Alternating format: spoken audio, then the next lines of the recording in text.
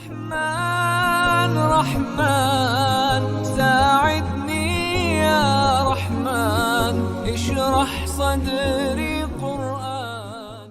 اعوذ باللہ من الشیطان الرجیم بسم اللہ الرحمن الرحیم وَإِذِ ابْتَلَىٰ إِبْرَاهِيمَ رَبُّهُ بِكَلِمَاتٍ فَأَتَمَّهُنَّ قَالَ إِنِّي جَاعِلُكَ لِلنَّاسِ إِمَامًا قَالَ وَمِن ذُرِّيَّتِي قَالَ لَا يَنَالُ عَهْدِ الظَّالِمِينَ صدق اللہ العظیم۔ سورۃ البقرہ آیت نمبر 124 تلاوت کی ہے۔ سورہ بقرہ کی شروعات میں قرآن پاک کے ہدایت کی کتاب ہونے کا بیان تھا۔ اس کے بعد اللہ تعالیٰ نے انسانوں کے 3 گروہوں کا ذکر کیا۔ پہلا گروہ ہے ہدایت قبول کرنے والوں کا، دوسرا ہے انکار کرنے والوں کا، اور تیسرا ہے منافقین کا۔ اس کے بعد اللہ تعالیٰ نے پوری انسانیت سے اپنی توحید کا اقرار اور اپنی عبادت کے لیے کہا۔ پھر قرآن پاک کی سچائی اور حقانیت کو بیان فرمایا۔ اس کے ساتھ آپ صلی اللہ علیہ وسلم کی نبوت اور آپ صلی اللہ علیہ وسلم کے سچے نبی ہونے کا ذکر کیا، اور اسی کے انڈر میں اللہ تعالیٰ نے آگے حضرت آدم علیہ السلام کی پیدائش، پھر ان کی زمین میں خلافت کا ذکر کیا جو اللہ کی حکمت میں طے ہو چکا تھا۔ اس کے بعد بنی اسرائیل کا ذکر شروع ہوا۔ بنی اسرائیل اپنے زمانے میں ایک عظیم قوم تھی، اور اسے اس وقت دنیا کی ساری قوموں پر فضیلت حاصل تھی۔ اس کے بعد ان خرابیوں کا تفصیل کے ساتھ ذکر آیا جو ان بنی اسرائیل میں تھا۔ اگرچہ بنی اسرائیل کی خرابیاں لاتعداد ہے، مگر پچھلی آیات میں مسلسل تقریباً 40 خرابیاں اللہ تعالیٰ نے بیان فرمائی۔ آخر میں اللہ تعالیٰ نے بنی اسرائیل کو خطاب کیا اور فرمایا کہ بنی اسرائیل، میری نعمتوں کو یاد کرو، میری نعمتوں کی ناقدری نہ کرو، اور اس کتاب پر ایمان لاؤ جو میں نے سب سے آخر میں نازل کیا ہے، اور وہ کتاب پہلی کتابوں کو سچ بتانے والی ہے۔ یا بنی اسرائیل اذکروا کے جملے کو دوبارہ دہرایا گیا، اور اس قوم کو بار بار توجہ دلائی گئی کہ وہ ہٹ دھرمی کو چھوڑ دے، ضد کو چھوڑ دے، حق بات کو قبول کر لے، مگر یہ اپنے باطل عقیدوں پر اڑے رہے، اور آخری نبی حضرت محمد صلی اللہ علیہ وسلم اور اللہ کی آخری کتاب قرآن پاک کا انکار کرتے رہے۔ اسی طریقے سے ایک بات یہ بھی بیان ہوئی کہ قیامت کے متعلق بنی اسرائیل کا نظریہ صحیح نہیں ہے، شفاعت کے متعلق انہوں نے غلط عقیدے بنا رکھے ہیں۔ اللہ نے ان تمام باتوں کی نشاندہی کر دی ہے، یہاں تک سورہ بقرہ کی الف لام سے لے کر کے یہاں تک جو دروس بیان ہوئے، اس کا میں نے خلاصہ بیان کیا۔ اب یہاں سے لے کر کے آگے ایک دور تک حضور صلی اللہ علیہ وسلم کی نبوت، آپ صلی اللہ علیہ وسلم کے سچے نبی ہونے، اور آپ صلی اللہ علیہ وسلم کی حقانیت کا ذکر ہے۔ آپ صلی اللہ علیہ وسلم کی اوپر نازل ہونے والی کتاب قرآن کریم کا ذکر ہے، اور اس کے ساتھ ساتھ ملت حنیفیہ کے پہلے امام حضرت ابراہیم علیہ السلام کا تذکرہ بھی آتا ہے، کیونکہ حضور صلی اللہ علیہ وسلم اسی ملت کے آخری امام ہیں۔ پھر اسی کے انڈر میں مکہ معظمہ کا تذکرہ آئے گا، مکہ معظمہ کی بنیاد کا تذکرہ آئے گا، اس کی فضیلت کا ذکر آئے گا، یہ ساری باتیں آگے چل کر کے آئے گی۔ یہاں سے لے کر وَإِذِ ابْتَلَىٰ سے لے کر کے لَيْسَ الْبِرَّ أَن تُوَلُّوا وُجُوهَكُمْ قِبَلَ الْمَشْرِقِ وَالْمَغْرِبِ، یہاں تک ملت ابراہیمی کا تذکرہ آئے گا۔ درمیان میں اور بھی بہت سے مسائل آئیں گے، لیکن بنیادی طور پر حضور صلی اللہ علیہ وسلم کی رسالت اور نبوت کا تذکرہ ہے۔ حضرت ابراہیم علیہ الصلوۃ والسلام نے حضور صلی اللہ علیہ وسلم کی بعثت سے کئی ہزار سال پہلے ایک دعا کی تھی، ربنا وابعث فیہم رسولا منہم، کہ اے خدا ان میں ایک رسول بھیج دے۔ چنانچہ آپ صلی اللہ علیہ وسلم کی نبوت کے علاوہ حضرت ابراہیم علیہ الصلوۃ والسلام کی اولاد میں پیدا ہونے والے جتنے انبیاء ہیں سب کا ذکر بھی آئے گا۔ یہاں پر حضرت ابراہیم علیہ السلام کے تذکرے میں ان کے امتحانات کا بیان ہے، اور ان امتحانات کے ذریعے اللہ تعالیٰ نے جد الانبیاء حضرت ابراہیم علیہ الصلوۃ والسلام کو آزمایا۔ چنانچہ ارشاد ہوتا ہے وَإِذِ ابْتَلَىٰ إِبْرَاهِيمَ رَبُّهُ بِكَلِمَاتٍ فَأَتَمَّهُنَّ، کہ اس وقت کو یاد کرو جب حضرت ابراہیم علیہ السلام کو ان کے رب نے بعض باتوں میں آزمایا۔ یہاں ایک لفظ ہے ابتلا، اس کا معنی آتا ہے امتحان یا آزمائش، جیسا کہ دوسرے جگہ پر آتا ہے بلوناہم بالحسنات والسیئات، اللہ کہتے ہیں ہم نے اچھائی اور برائی کے ساتھ لوگوں کا امتحان لیا تاکہ بات کھل کر سامنے آ جائے۔ کہیں آتا ہے وَلَنَبْلُوَنَّكُمْ بِشَيْءٍ مِّنَ الْخَوْفِ، کہ ہم تمہارا امتحان لیں گے۔ حدیث شریف میں حضرت عمر رضی اللہ تعالیٰ عنہ کا قول ہے کہ بُلِينَا بِالسَّرَّاءِ فَصَبَرْنَا، کہ ہم کو تکلیفوں کے ذریعے آزمایا گیا، ہم نے صبر کیا، مگر جس وقت ہمیں راحتوں کے ساتھ آزمایا گیا ہم صبر نہ کر سکے۔ گویا ابتلا کا معنی ہے آزمائش، امتحان۔ اب یہاں پر ایک سوال پیدا ہوتا ہے کہ آزماتا تو وہ ہے جس کو کسی کی اہلیت یا کسی کی قابلیت یا کارکردگی کا علم نہ ہو۔ اللہ تو علیم کل ہے، ہر چیز کا اس کے سامنے بات کھلی ہوئی ہے کہ کون کیا ہے۔ وہ تو حضرت ابراہیم علیہ الصلوۃ والسلام کو پیدائش سے پہلے بھی جانتا تھا کہ آپ کس حیثیت اور کس قدر اور منزلت کے نبی ہوں گے، اور پھر جس قدر بھی حضرت ابراہیم علیہ السلام میں اوصاف پائے جاتے ہیں وہ اللہ ہی کے عطا کیے ہوئے ہیں۔ تو ان حالات میں خود حضرت ابراہیم کی آزمائش اور امتحان کا کیا مطلب بنتا ہے؟ سمجھے کہ نہیں؟ بھائی میرے سامنے 400-500 بچے ہیں، اب میں امتحان لوں گا، کیوں؟ کسی کی قابلیت کا مجھے پتا چلے کہ کون کیسا ہے۔ یا اللہ کے سامنے تو سب کا پتہ ہے۔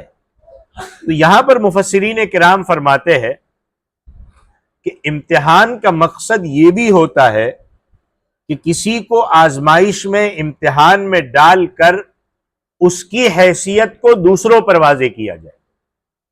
سمجھے کہ نہیں؟ اللہ کو تو پتا تھا لیکن لوگوں کو پتا چلے کہ ان کا مقام کیا ہے۔ امتحان لینے والے کو تو علم ہوتا ہے کہ ان کی حیثیت کیا ہے، مگر دوسروں کو پتا نہیں ہوتا، لہذا امتحان کی ضرورت ہوتی ہے۔ اس مقام پر حضرت ابراہیم علیہ السلام کے امتحان کا یہی مقصد ہے کہ اللہ تمام دنیا والوں پر ظاہر کرنا چاہتے تھے کہ جس ہستی کو میں نے اپنا خلیل منتخب کیا ہے اس میں خوبیاں کیا ہے، ان خوبیوں کی بنا پر انہیں اتنا اونچا مقام حاصل ہوا ہے۔ تو الغرض اللہ مالک الملک ہے، وہ چاہے تو نبیوں کا امتحان لے، چاہے تو ایک گنہگار کو معاف کر دے، اللہ ہے۔ بہرحال یہاں پر حضرت ابراہیم علیہ السلام کی آزمائشوں کا ذکر ہے۔ اب تھوڑا حضرت ابراہیم علیہ السلام کے بارے میں سن لیجیے۔ حضرت ابراہیم علیہ السلام بابل کے مقام ار میں پیدا ہوئے، جو آج کا جو بغداد ہے وہاں سے تقریباً 60-70 میل کے فاصلے پر یہ جگہ واقع ہے۔ آج کا جو بغداد ہے اس سے دور، وہاں پر حضرت ابراہیم علیہ السلام پیدا ہوئے۔ اس زمانے میں بابل آشوریوں کا دارالسلطنت تھا اور بڑا تہذیبی ملک تھا۔ جیسے آج جتنے نافرمان ہیں ان کو کہا جاتا ہے بڑا تہذیب لوگ ہیں، تہذیب یافتہ لوگ۔ یہ شہر کلداریوں کا پائے تخت بھی رہا، مگر زمانے کی آگے یہ ٹھہر نہ سکا اور تباہ و برباد ہو گیا۔ اب اس شہر کے کھنڈرات ہے، آج بھی ہے کھنڈرات، وہ شہر آج پھر واپس بسا نہیں ہے، اس کے کھنڈرات ہے اور اس کھنڈرات کی کھدائی کی جاتی ہے اور اس میں سے چیزیں نکال کر انہیں عجائب گھروں میں رکھا جا رہا ہے کہ یہ فلانے زمانے کی چیزیں ہیں، یہ اینٹک پیس ہے، یہ ہے، اس کو کھود کر وہاں رکھا جا رہا ہے۔ بہرحال حضرت ابراہیم علیہ السلام کا وطن جو تھا وہ بابل تھا، اب تو کھنڈرات رہ گئے، مگر اپنے زمانے میں بڑا شہر اور تہذیب و تمدن کا شہر تھا۔ آج بھی ٹیکسلا کے کھنڈرات دیکھ لو، آپ سندھ کے علاقوں میں چلے جاؤ، وہاں پہ آپ کو کھنڈرات ملیں گے، اور کئی جگہوں پر جہاں اللہ نے برباد کیے وہاں کھنڈرات ملیں گے۔ قوم سمود کے چلے جاؤ، قوم عاد میں چلے جاؤ۔ اب حضرت ابراہیم علیہ السلام کی الگ الگ آزمائشوں کے لیے یہاں ایک لفظ استعمال کیا گیا، کلمات۔ کلمات یہ ہے جمع کا سیوا، لیکن ہے مبہم، کیا امتحان لیے گئے یہ تفصیل نہیں ہے۔ اب مفسرین کرام بہت سے امتحانات کا ذکر کرتے ہیں اور آپ نے بار بار وہ امتحانات سنے ہوں گے۔ حضرت ابراہیم علیہ السلام کی آزمائش کا پہلا مرحلہ اس وقت شروع ہوتا ہے جب حضرت ابراہیم علیہ السلام نے ہوش و حواس سنبھالا، آس پاس کا ماحول پہ غور کیا۔ قرآن پاک کی الگ الگ صورتوں میں حضرت ابراہیم علیہ السلام کے جو واقعات بیان ہوئے ہیں ان کے مطابق سب سے پہلے حضرت ابراہیم علیہ السلام کی اپنے والد، اپنے قوم اور بادشاہ وقت کے ساتھ کشمکش پیدا ہو گئی۔ وہ یہ نہیں کہ لوگوں کے ساتھ جیسا زمانہ تھا ویسے گھل مل گئے، شرک کی نفرت، کفر کی نفرت، اس کا احساس ہوا کہ لوگ کیا کر رہے، ایک اللہ کو چھوڑ کر کس کو پوج رہے، تو ٹکراؤ ہوا۔ اور اللہ تعالیٰ نے حضرت ابراہیم علیہ السلام کو شروعاتی عمر ہی میں رشد و ہدایت سے نوازا تھا۔ قرآن میں آتا ہے وَلَقَدْ آتَيْنَا إِبْرَاهِيمَ رُشْدَ، کہ ہم نے ابراہیم علیہ السلام کو سمجھ عطا کی۔ چنانچہ حضرت ابراہیم علیہ السلام نے اپنے مشرکانہ ماحول کا یہ اثر لیا کہ آپ شرک اور کفر سے متنفر ہو گئے۔ ہم اس ملک میں رہنے والے مسلمانوں کی طرح نہیں کہ ان کے ساتھ اب گھلنے ملنے لگے، ان کی چیزوں کو قبول کرنے لگے، نہیں، متنفر ہو گئے۔ چنانچہ حضرت ابراہیم علیہ السلام نے کفر و شرک کی برائی بیان کرنا شروع کی، خاندان، قوم، بادشاہ سب آپ کے دشمن ہو گئے۔ اور یہ دیکھو یہ چیز ہے، جب آپ شرک کی برائی بیان کرو گے، جب آپ کفر کی برائی بیان کرو گے، پھر آپ سوچو گے کہ لوگ آپ کو پھول برسائیں گے، تو یہ نہیں ہوگا۔ برائی بیان کرنا شروع کی لوگوں نے، لوگ دشمن ہو گئے۔ یہاں تو معمولی جھگڑا ہو جائے لوگ بھاگ جاتے، ڈر پیدا ہو جائے گا، فلانا یہ کر دے گا، فلانا یہ کر دے گا، یہ ہو جائے گا، وہ ہو جائے گا، لوگ گھبرا جاتے۔ مگر حضرت ابراہیم علیہ السلام کے پائے استقلال میں کوئی لغزش نہیں ہے، اور 50 سال تک، 60 سال تک اپنے ماحول کے سامنے ڈٹ کے کھڑے رہے۔ لوگ بیوقوف کہے، جاہل کہے، مجنون کہے، دیوانہ کہے کہ پوری قوم ایک طرف ہے اور یہ ایک طریقے کے گیت گائے جا رہا ہے، نہیں، ڈٹے رہے۔ جب حضرت اب ایک مرحلہ وہ بھی آیا کہ جب سمجھانے کے بعد نہیں سمجھے، وہ عید کا دن آیا، حضرت ابراہیم علیہ السلام نے قوم کی عبادت خانوں میں جا کر، میں تفصیل میں نہیں جاتا، تفصیل آپ کو پتہ ہے، عبادت خانوں میں جا کر سارے بتوں کو توڑ دیا، تو حضرت ابراہیم کے خلاف ایک طوفان اٹھ کھڑا ہوا، نیچے سے لے کر اوپر تک۔ مخالف تو پہلے تھے ہی، اب انہیں یہ یقین ہو گیا کہ ہمارے بتوں کی، ہمارے مورتی کی توہین حضرت ابراہیم علیہ السلام کے سوا کوئی اور کر نہیں سکتا۔ دیکھو ایک بات اور بھی ذہن میں رکھو، پھر میں آگے چلوں۔ آپ یہ سوچیں یار یہ ایسا کیوں کرتے ہیں؟ بھائی جو جس عقیدے پہ چلتا ہے نا وہ اپنے عقیدے پہ مضبوطی کے ساتھ چلتا ہے۔ ہم ہیں تو اپنے پہ چلیں گے، غیر ہے بتوں کو پوجنے والا ہے وہ اپنے عقیدے کو صحیح سمجھے گا۔ یہ ہماری ذمہ داری ہے کہ ہم ان چیزوں کو سہ کر ان کو حقیقت کو سمجھائیں۔ اب بادشاہ جو تھا حضرت ابراہیم علیہ السلام کا وہ قوم کے ساتھ تھا، لہذا فیصلہ یہ ہوا کہ حرقوہ وانصروا آلہتکم، کہ ہمارے معبودوں کو جو نقصان پہنچایا ہے، یہ نہیں کہ دیکھو یہ ہمارا کیا فائدہ کریں گے، ان کو تو ایک بندے نے توڑ دیا، اپنے آپ کو نہیں بچا سکے، یہ نہیں سوچا کہ انہوں نے ہمارے معبودوں کو نہیں، ہم ہمارے بھگوانوں کی رکشا کریں گے، اور ہم رکشا کرنے میں سکشم ہیں، پلان کیا گیا، تیاری کی گئی، اور کہا کہ اس کی تلافی صرف اس صورت میں ہو سکتی ہے کہ حضرت ابراہیم کو آگ میں زندہ جلا دیا جائے۔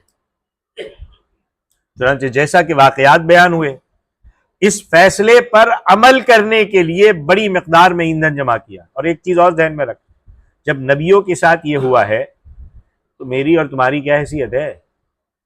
بڑے سے بڑا عالم ہو، حالات کا سامنا تو کرنا پڑے گا۔ ہاں،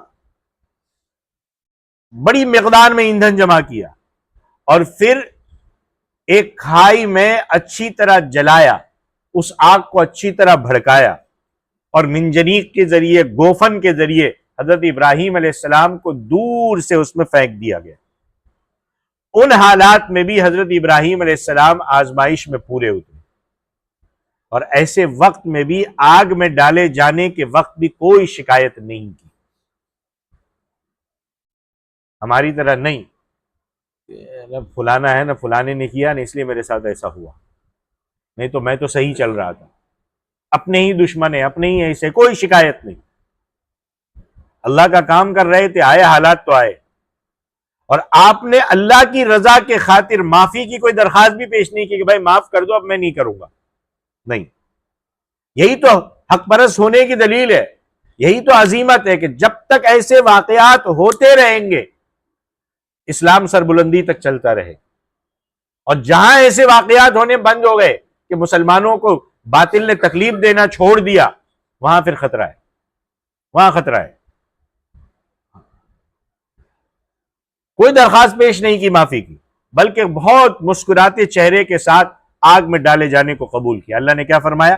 ارادوا بہ کیدا فجعلناہم الاخسرین، کہ وہ ایک داؤ کھیلنا چاہتے تھے کہ کسی طرح حضرت ابراہیم علیہ السلام کو صفحہ ہستی سے مٹا دیا جائے، مگر اللہ تعالیٰ نے فرمایا کہ ہم ان بدبختوں کو ہی گھاٹے میں ڈالنے والے ہیں، ان سب کو ناکام کر دیا۔ بندہ اخلاص کے ساتھ چلے، مدد اللہ کی آتی۔ حالات تو کچھ وقت کے لیے سب کے ساتھ آتے، کیونکہ اللہ پھر آزمانا بھی تو چاہتے ہیں نا۔ وَإِذِ ابْتَلَىٰ ابراہیم، اللہ کہتے ابراہیم علیہ السلام کو ہم نے آزمایا۔ آزمائن امتحان کیسے ہوگا؟ تو اللہ تعالیٰ نے آپ کو ثابت قدم رکھا، آپ اس امتحان میں کامیاب ہوئے۔ اسی کے متعلق اللہ تعالیٰ نے فرمایا کہ ہم نے ابراہیم علیہ السلام کو بعض باتوں میں آزمایا، فَأَتَمَّهُنَّ، آپ ان آزمائشوں میں پورے اترے۔ یہ آپ کی پہلی بڑی آزمائش تھی۔ اتنی بڑی آزمائش دیکھنے کے باوجود حضرت ابراہیم علیہ السلام کی قوم آپ پر ایمان نہیں لائی۔ اتنی جلتی ہوئی آگ، اس میں ڈال دیے گئے، بچنے کی کوئی صورت نہیں، زندہ سلامت واپس آ گئے، سوچ کر کے ایمان لے آتی؟ ایمان نہیں لائے، بلکہ حضرت ابراہیم علیہ السلام کو ایک دوسرے امتحان سے گزرنا پڑا۔ حضرت ابراہیم کا خاندان کتنا تھا؟ ایک بیوی حضرت سارہ، حضرت ابراہیم اور بھتیجے حضرت لوط علیہ السلام، باقی سب مخالف تھے۔ اور لوط علیہ السلام بچپن ہی سے حضرت ابراہیم کے ساتھ تھے اور حضرت ابراہیم پر یقین رکھتے تھے، اور اتنی بڑی متمدن سلطنت میں کوئی دوسرا شخص ایمان نہیں لایا۔ اگرچہ قوم پہلے پلاننگ میں ناکام ہو چکی تھی، اس کے باوجود وہ حضرت ابراہیم علیہ السلام کی جان کے دشمن تھے، حضرت ابراہیم علیہ السلام کے قتل کے منصوبے بناتے رہے۔ ان حالات میں اللہ تعالیٰ نے حضرت ابراہیم علیہ السلام کو حکم دیا کہ آپ ہجرت کریے۔ اللہ کی طاقت کو سمجھیے، اللہ کے سسٹم کو بھی سمجھیے۔ ہوتا تو سیدھا ایک اللہ کا کوڑا آتا، پوری قوم ہلاک ہو جاتی، دھسا دی جاتی۔ اللہ کا سسٹم ایسا نہیں ہے۔ اللہ کی قدرت، اللہ کا سسٹم، اس کو بھی سمجھنا پڑے گا ہمیں۔ نبی کو، جد الانبیاء کو کہا کہ ٹھیک ہے، اب یہ نہیں مان رہے، آپ ایک کام کرو، یہاں سے اپنا وطن چھوڑ کر کے دوسری جگہ ہجرت کرو۔ آپ اندازہ کریے کتنی بڑی آزمائش تھی۔ ہجرت کرنا، وطن اور گھر بار چھوڑ دینا کتنا مشکل کام ہے۔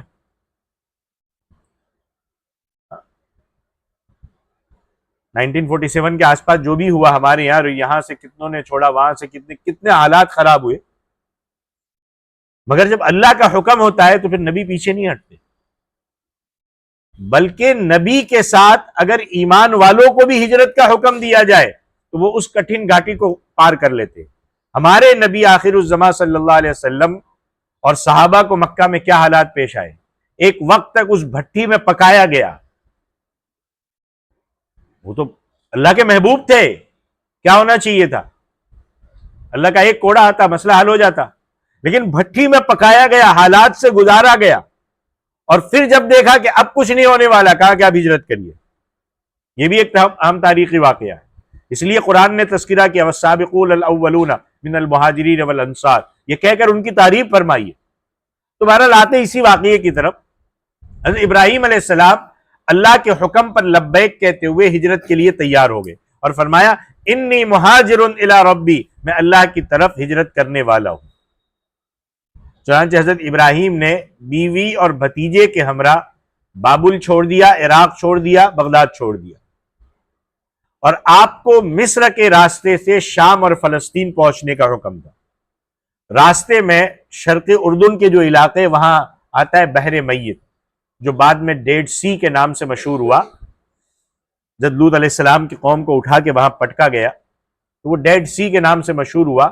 اس کے کنارے پر بڑے متمدن لوگ آباد تھے، دکھنے میں بڑے اچھے سمجھے جاتے ہیں، لیکن بے حیائی بہت بڑی ہوئی۔ انہوں نے اعلیٰ درجے کا ایک نظام حکومت قائم کر رکھا تھا۔ اس جگہ پر اللہ تعالیٰ نے حضرت لوط علیہ السلام کو نبوت عطا فرمائی کہ اب حضرت لوط یہاں سے حضرت ابراہیم کا ساتھ بھی چھوڑ دیں گے، اور اللہ کا حکم ہوا یہیں ٹھہرو، ان لوگوں کو دین حق کی دعوت دو، اور حضرت لوط وہی ٹھہر گئے، اور حضرت ابراہیم علیہ السلام اپنے بیوی بچے کے ساتھ آگے شام اور فلسطین اور پھر مصر تک چلے گئے۔ مصر میں آپ کو ایک اور آزمائش سے دوچار ہونا پڑا، جب وہاں کے ظالم حاکم نے آپ کی بیوی حضرت سارہ کو قبضے میں کرنا چاہا۔ وہ بھی ایک واقعہ ہے کہ اللہ کی طرف سے اس بادشاہ پر کیسی پکڑ آئی، مگر حضرت ابراہیم علیہ السلام کو اللہ نے ثابت قدم رکھا اور اس جابر بادشاہ سے اللہ نے نجات دلائی۔ وہاں پر مصر کے حاکم نے حضرت سارہ کو ایک باندی دی، اگرچہ وہ باندی نہیں تھی مگر اس وقت وہ ایک باندی کی حیثیت تھی۔ حضرت سارہ نے جو باندی تھی اس کا نام تھا حضرت ہاجرہ، حضرت ابراہیم کو بخشی، حضرت ابراہیم نے شادی کی، وہ حضرت ابراہیم کی بیوی بن گئی، اور شام اور فلسطین کے قیام کے دوران حضرت ہاجرہ سے بچہ پیدا ہوا۔ ایک لمبے عرصے کے بعد اولاد پیدا ہوئی جس کا نام رکھا حضرت اسماعیل علیہ السلام۔ حضرت اسماعیل علیہ السلام ابھی دودھ پیتے بچے کی عمر میں تھے، اللہ کا حکم آیا اے ابراہیم اس بچے کو اور اس کی ماں کو عرب کے دور دراز جنگلوں میں جہاں کوئی آبادی نہیں ہے، کوئی پانی نہیں ہے، کچھ بھی نہیں ہے، وہاں جا کر کے چھوڑ کر کے آؤ۔ ہم تو حکمت ڈھونڈتے ہیں، ایسا کیوں؟ حکمت ہے تو مانیں گے، نہیں تو نہیں مانیں گے۔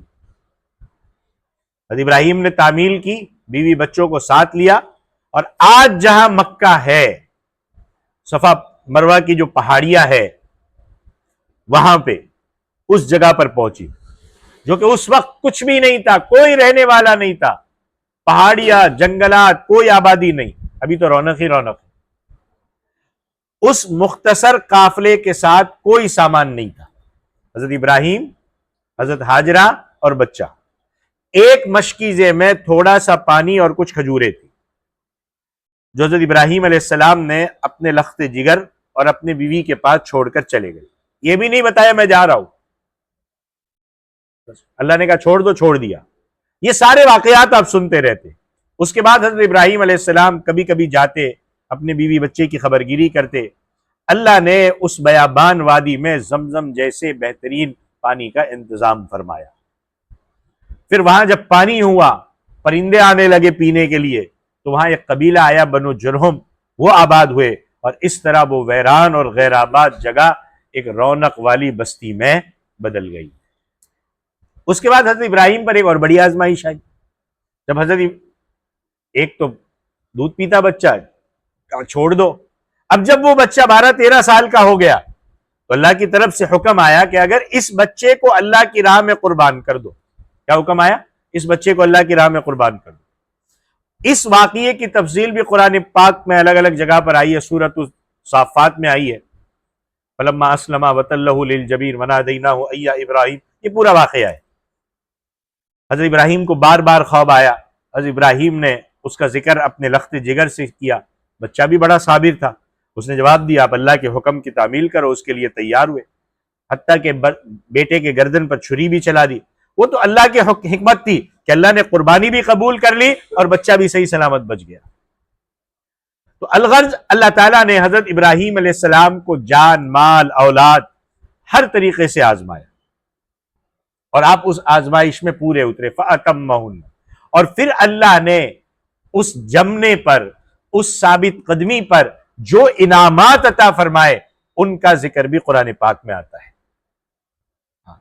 احکام القرآن، اس کے نام سے بہت سے بزرگوں نے کتابیں لکھی ہیں، ان میں حلال اور حرام کے متعلق قرآنی احکام کی تشریح کی گئی، کئیوں نے لکھی ہے، امام ابو بکر جساس نے بھی لکھی ہے، امام ابو بکر عربی نے بھی لکھی ہے، امام شافعی نے بھی لکھی ہے، شیخ ابن عربی نے بھی لکھی ہے، مولانا اشرف علی تھانوی کی بھی احکام القرآن کی تالیف کرنے کا خیال پیدا ہوا تو مفتی شفیع صاحب نے اس کا ایک حصہ لکھا، مولانا ظفر احمد عثمانی نے اس کا دوسرا حصہ لکھا، مولانا محمد ادریس کاندلوی نے اس کا ایک حصہ لکھا۔ تو احکام القرآن، اس میں ایک امام ابو بکر ابن عربی نے اپنی ایک کتاب لکھی ہے احکام القرآن، انہوں نے سورہ نجم کی آیت وَإِبْرَاهِيمَ الَّذِي وَفَّى،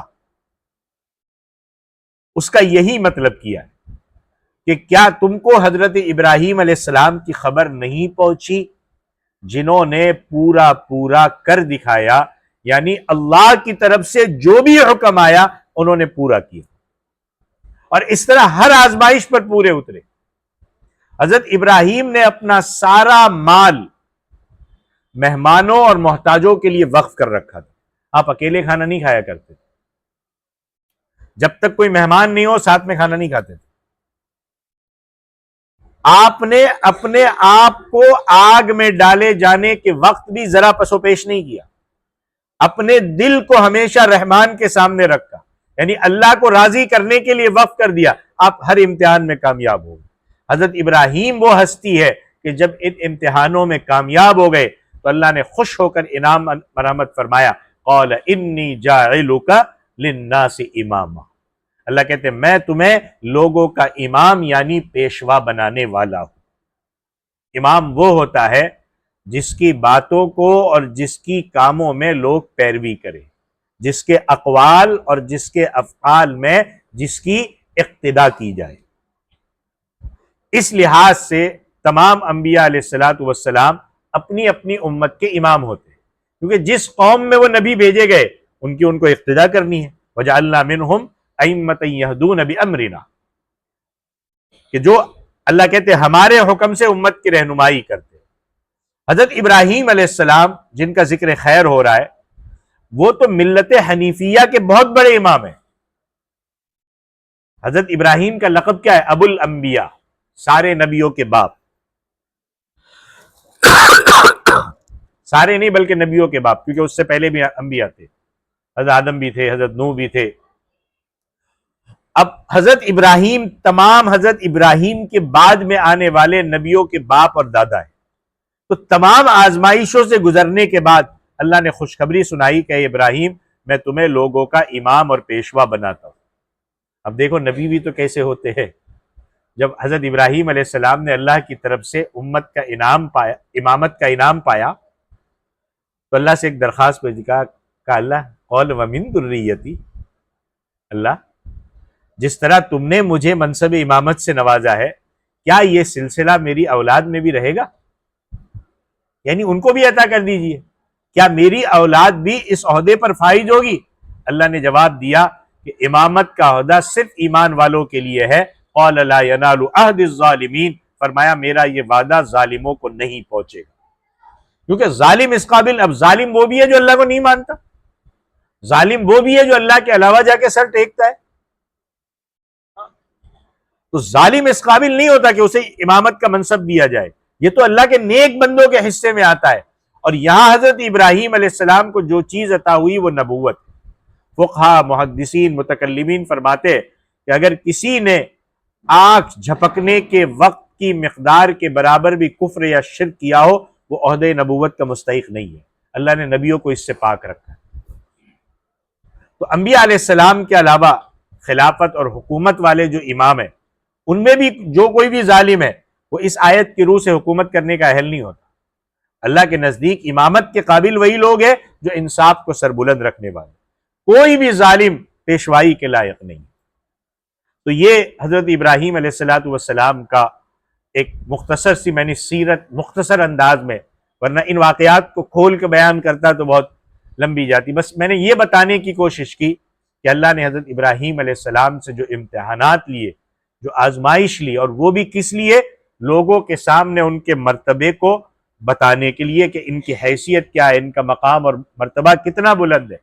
اور جب وہ اس پہ اترے تو اللہ نے انی جاعلک للناس اماما، اللہ کہتے ہیں میں نے ان کو لوگوں کا پیشوا بنایا. یہ آج کی ایک آیت سورۃ البقرہ آیت نمبر 124 کا خلاصہ تھا. باقی انشاءاللہ پھر اگلے جمعہ یہاں سے آگے چلیں گے. اللہ تعالی عمل کی توفیق عطا فرمائے. آمین. وآخر دعوانا ان الحمدللہ رب العالمین. أيا من يدعي الفهم إلى كم يا أخ الوهم تعبي الذنب والذم وتخطي الخطأ الجم. أما بان لك العيب أما أنذرك الشيب وما في نصحه ريب ولا سمعك قد صم. أما نادى بك الموت أما أسمعك الصوت أما تخشى من الفوت فتحتاط وتهتم.